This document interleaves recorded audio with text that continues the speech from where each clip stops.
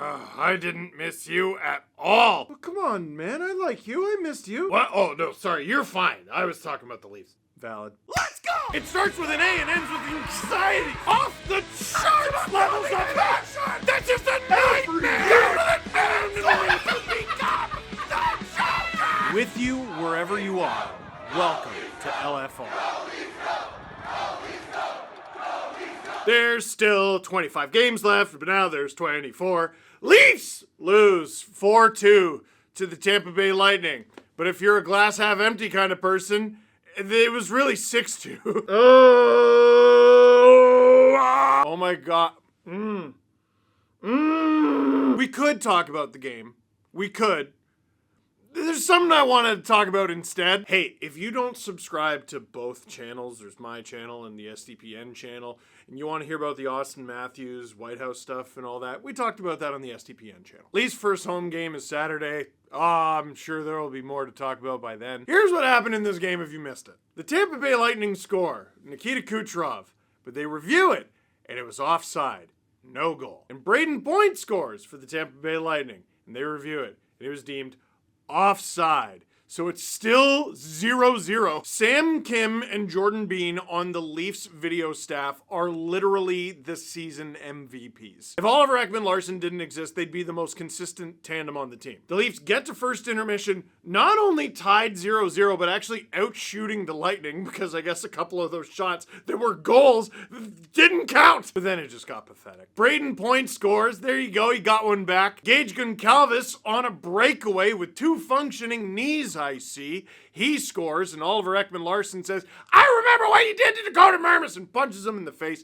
And the Leafs, they go to the penalty kill. They kill it off, but of course they're down 2-0 now. And both of those actually counted. 3 minutes into the third period, Nikita Kucherov scores his 30th of the season, 3-0, to make it 3-0. After a relatively decent start to the third period, but it doesn't matter because it's a goal scoring contest. And you got 0 and they got 1. Hilariously, where the Leafs pick up their socks is in the final 4 minutes. Craig Berube pulls the goalie with like over 5 minutes to go. The Lightning come across the blue line on a 3-on-1 and it's offside. The refs didn't call it offside, but like I'm pretty fairly sure they were offside. And I think that screwed Jake Gensel up because he has a wide open net. He puts it off the post. Puck goes back the other way. John Tavares just rips it and scores. Oh, okay, they're on the board. Let's go. He puts Stolarz back in the net, and the puck is in the back of the Leafs net 11 seconds later. Braden Point, there you go. He has a hat trick if you count goals that don't count, and it's 4-1. 43 seconds later, Matthew Nye scores what might be the worst goal Andrei Vasilevsky has ever allowed. And for a brief moment, it's like, are the Leafs really gonna? But they didn't. They lose 4-2 in a game where they surrendered 6 goals. But here's what's got me way more concerned than that loss. So they came into this having won 3 straight heading into the Olympic break, but also 6 points out of a playoff spot. And you got 3 teams above you who aren't even in the playoffs. One of them is the Blue Jackets, who have won 7 straight. If you changed nothing about the current NHL standings, when this game began, the Leafs were in 20th. If you put them in 11th, they still wouldn't be in a playoff spot because there are 5 Atlantic teams above them, and because of Gary Bettman, only a maximum of 5 teams from any given division can make the playoffs because it goes 1, 2, 3 in your division and then 2 wild cards, and for the Atlantic, it's 1, 2, 3, wild card, 4, 5, and if you're 6th, you're screwed. And guess what? They're not even 6th. They're behind the Sens. And despite all that, with the trade deadline next week, they're not sure about selling. It was all over the place. Chris Johnston, CJ was talking about it on his podcast, The Chris Johnston Show, which you can find on SDPN. It's all out there. The Leafs aren't sure. They're going to use the next few games to evaluate. So I want to talk about this game using the email that Keith Pelley, the CEO of MLSE, sent to season ticket holders over the past few days. Do you mind? Do you mind? Here you go. Dear Name, this NHL season has been a unique one, with a condensed schedule to accommodate for the participation of NHL players in the 2026 Winter Olympics and a competitive parity in the league. and within the Atlantic Division in particular, that we have not seen for a number of years. Here, I'm going to be his interpreter. It's the division! He continues. The 2025-26 season for the Maple Leafs so far has been a series of ups and downs. Pause! Which ups? Want to tell the class? Okay, shortly after Christmas and? Ups plural and? When? So far has been a series of ups and downs, and unfortunately with a number of key injuries, that have affected the team. We are not currently in the position we had anticipated, but that is professional sports. Oh, so it's not an excuse, right? But that's professional sports. This team has made the playoffs 9 seasons in a row, the longest streak in the NHL, and something to be proud of. Yeah, Keith? What did you have to do with those 9 years? Exactly. Anyway, but as I have said since joining the organization very recently, not 9 years ago, our goal is to not just make the playoffs, and we will do whatever is needed for the team to make the next step. Well, no. You haven't made a trade since July 16th. What are you talking about? It's a condensed schedule. You have the oldest D-core in the league, and you have not made a trade, Keith. And the people you employ, you have not done anything, and you came into the season unprepared. What are you talking about? What are you talking about win a championship? You didn't equip the team to make the playoffs. He continues, being able to witness and be part of the passion and commitment that Leafs Nation has for this team, it is an honor, and we will not stop until we deliver a championship to our loyal Leafs fans in the city of Toronto. You can stop saying that. You've said that multiple times. They've only gotten worse. Get to the point. We understand this team's strengths. I don't think you do. As well as the areas we need to address. Then address them. And we know that with the support of our fans, we will achieve this ultimate goal together. The fans will always support this team and have always supported this team. Don't put this on us. What are you going to do?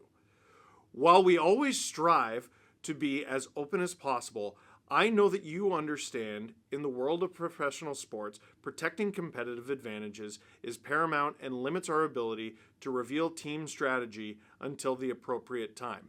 I suppose the appropriate time is the trade deadline, ?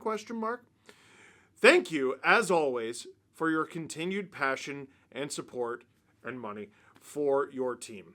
We look forward to seeing you at Scotiabank Arena in these crucial weeks ahead as we push toward the 2026 playoffs. It's called the Stanley Cup playoffs. Anyway, it's just a little nitpick there. It is impossible to understate the important role our fans play in delivering on that goal. Could have fooled me. So have we not been pulling our weight? Is that it? As we manage the renewal process, remember this is to season seat holders, for the 2026-27 season, it is important to note that for next season, the NHL will expand the regular season to 84 games, which I totally forgot. Your membership ticket package will remain unchanged from the current season, with 41 regular season home games and 1 preseason game. As a member, you have the first opportunity to purchase tickets for the additional 42nd regular season game at a later date. Thank you again for your support and for being an important part of the very best fan bases in hockey. Leafs forever, Keith Pelley, signature. It's all lip service, dude. This team is probably not going to make the playoffs. This team could play incredibly. They could win like 16 of their final games, 16 of their final 24, and still potentially not make the playoffs. For this team to be wonky about what they want to do and whether or not they're going to sell is extremely concerning and frustrating, especially after getting your butts handed to you by the Tampa Bay Lightning. Did you see that roster? Did you see that alleged NHL roster that the Lightning put out there tonight? That team gets better the more guys that are out of the lineup. You got the ghost of Victor Hedman, who actually played in this game. Cirelli is out. Nick Paul is out. Their second line center was Dominic James. Tell me one thing about Dominic James.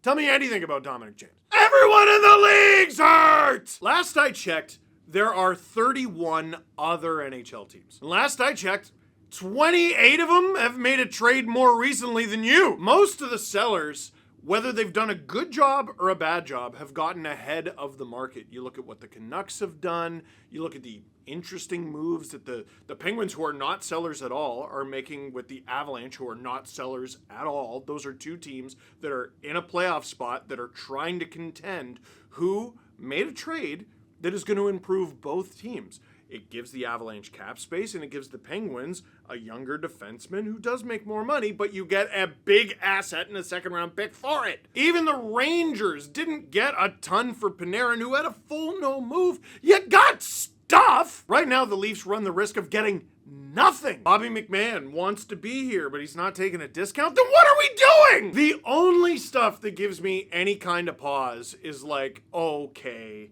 do we think we're going to be bad next year? Do we want to be bad next year? Well, no. So should we trade a guy like Oliver Ekman-Larsson? Like, guys with term, that's the only thing that gives me any kind of pause. Guys with expiring deals, what are we waiting for? McMahon, Lawton, Michelli, any of them are totally able to come back in free agency if they want to. You can even have that conversation with them now.